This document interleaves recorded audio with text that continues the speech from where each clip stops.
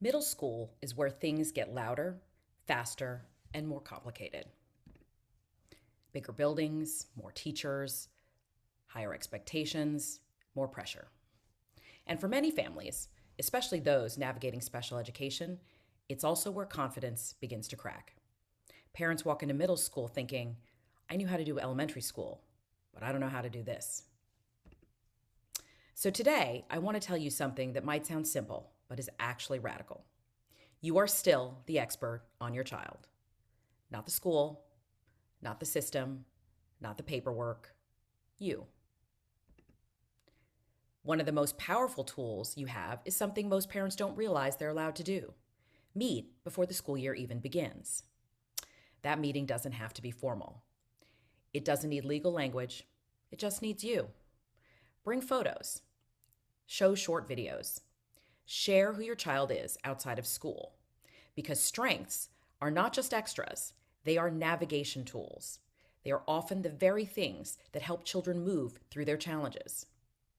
And trust your gut. If something doesn't feel right, even if you can't explain why, listen to that instinct. It's data. Middle school introduces complexity, and complexity requires information.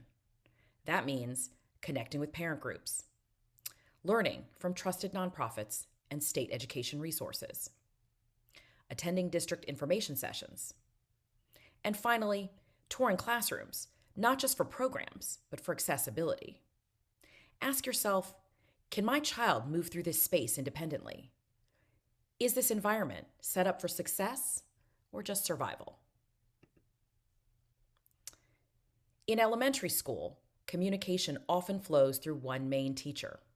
In middle school, it's a network with different teachers, different expectations, and different communication styles.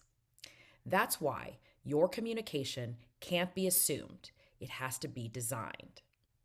So establish those guidelines early. How do your teachers want to communicate? How often? And about what? Try to keep a communication log and share your concerns early. Because remember, timely communication prevents escalation. And never forget, teachers are human. Respect and professionalism are not just polite, they're strategic.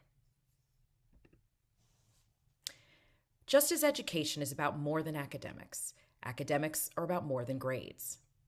Middle school is where executive functioning suddenly becomes visible.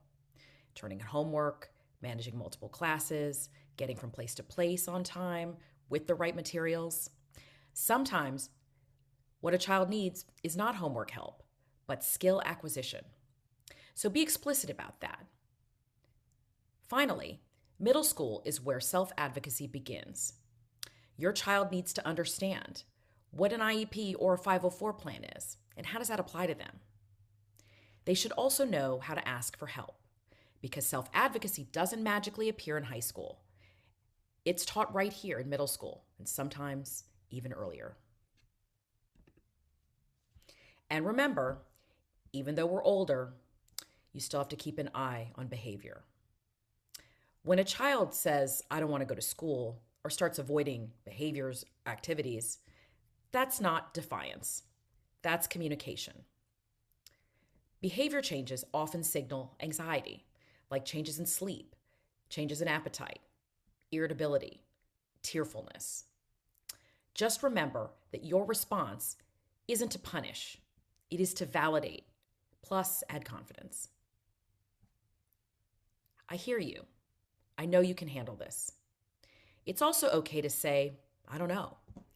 We as parents model strength not by having all the answers, but by showing that asking for help is strength. And now the tough part: social life.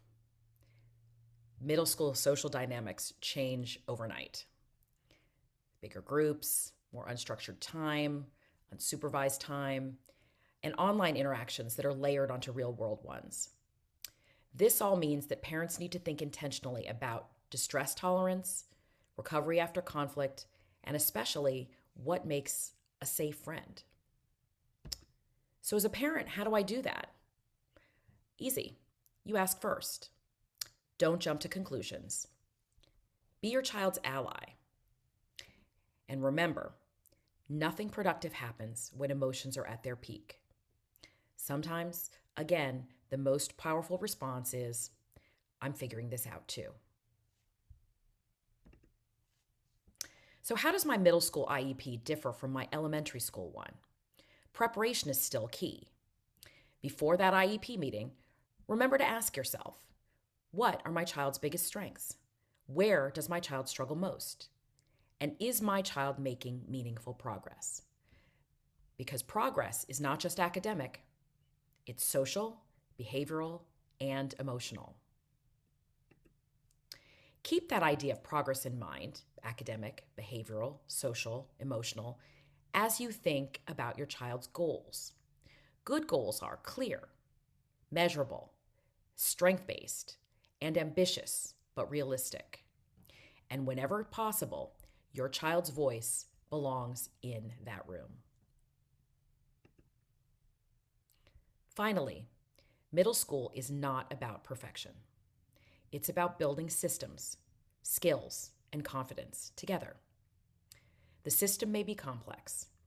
The path may not be straight. But never forget, you know your child best.